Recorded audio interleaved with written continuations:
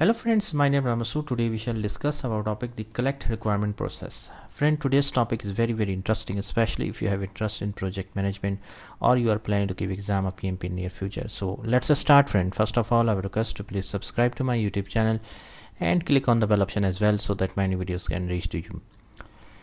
Basically, friend, requirements can be classified into various types like business requirements, solution requirements, stakeholders requirements, transition requirements, quality, etc. Stakeholders play an essential role in influencing the success of the project as they involve in determining, documenting, and managing the requirements. Requirements are regarded as the foundation of the WBS work breakdown structure, and for the project managers to work on a particular project would find it difficult without a requirement document because they wouldn't have anything to work on. The collect requirement is a process that determines as well as documents and manages the needs and requirements of the stakeholders to meet the objectives of the project management task. The documentation that takes place within the collection requirement process is considered important as it provides the foundation for defining and managing the scope of the project. The collect requirement document contains details about the objectives that are needed to satisfy a stakeholder's requirement and also to ensure project satisfaction. The collect requirement acts as a framework that provides a baseline for the project's budget, schedule, quality specification, risk, and resource plan. Now, the input for this process. First input is the project charter. To develop the detailed requirements of the project manager uses the high-level description derived from the project charter to determine the scope of the product. Then a project management plan is also very important input. Business documents are also very important. The business case is what influences the techniques of business documents under the collect requirement process. This particular required technique can be used to describe the required, desired, and optional criteria necessary to meet the business needs. Agreements. The agreement technique is used to collect information about the project and the product requirement necessary for the completion of a particular project. Other inputs are enterprise environmental factor.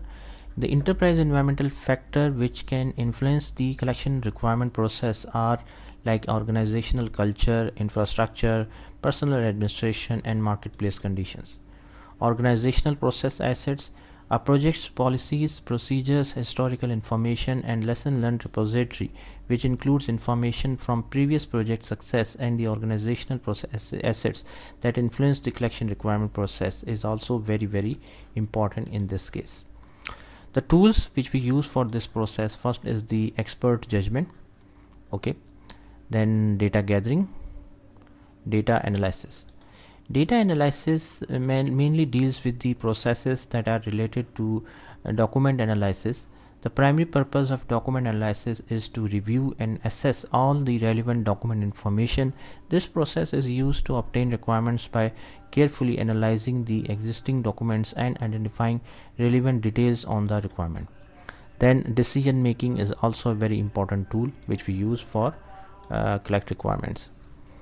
Other are data representation, interpersonal skills, context diagram.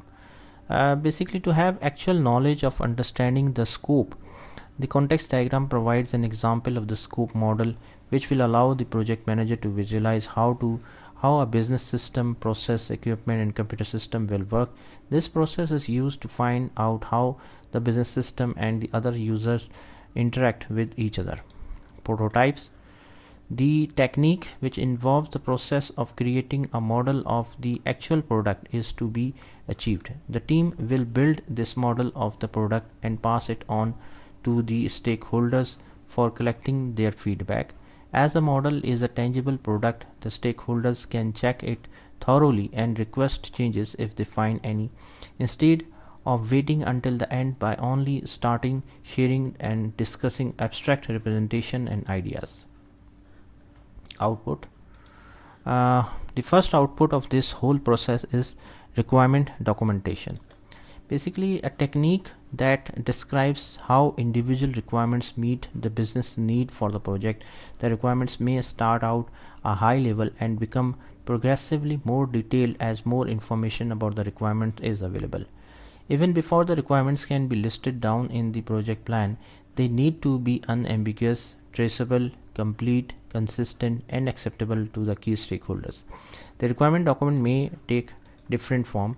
It can be a simple document listing all the requirements categorized by stakeholders and priority, to more elaborate forms containing a detailed summary, description, and attachments. Next is the requirement traceability matrix. The requirement traceability matrix is a document that links requirements throughout the validation process. The purpose of the requirement traceability matrix is to ensure that all requirements defined for a system and add business value by connecting it to the business and project objectives. It's a process that provides a way to track requirements throughout the project lifecycle, helping to ensure that requirements approved in the requirement documentation are delivered at the end of the project. Finally, it provides a structure for managing changes to the product scope. So friend, thanks a lot for watching the video. I hope you like this video. If you like it, please share it with the friends and colleagues, and thanks a lot for watching the video.